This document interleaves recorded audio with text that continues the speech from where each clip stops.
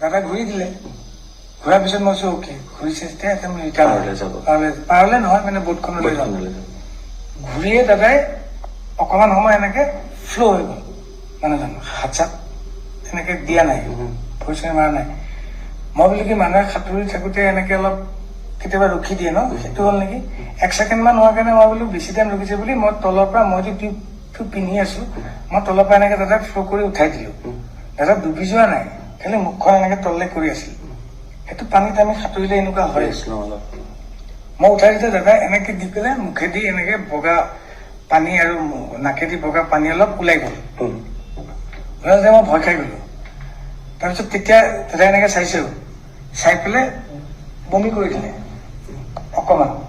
বমিটোত অলপ beer গুণাইছে, beer খাইছিল অকমান। পৰ্ক 1 পিচ খাইছিলো, পৰ্ক তেওঁলোকে বনাই নিছিল। সেই পৰ্ক পিচ টাইপ ওলোৱা নাই, য়েল্ল' টাইপ ওলাইছিল। মই চাগে এতিয়া চাগে ক্লিয়াৰ হৈ যাব, মানুহজনৰ কিবা এটা চৰচনি খোৱাৰ নিচিনা হ'ল চাগে, পানীত পৰিলে যিটো হয়। তাৰপিছত মই তেওঁক দাঙি ধৰি আছো, কিন্তু তেওঁৰ যোনটো এফৰ্ট, এজন মানুহক উঠাই দিলে এটা এফৰ্ট থাকে ন, মই উঠাইহে ধৰিছো। মই তেওঁক ওচৰত লৈ থকা নাই পানীত, মই জাষ্ট ডুবিব নোৱাৰাকে, তেওঁ যিহেতু টিউব পিন্ধা নাই, মই এনেকে ধৰি আছো। তেওঁ কিন্তু নিজৰ এফৰ্টটো নাই, যেনেকে মই উঠাই দিছো এনেকে দিলে ইফালে হালি গলে ইফালে হালি যায়, ইফালে হালি গলে ইফালে হালি যায়। দাদা ঘূৰি দিলে।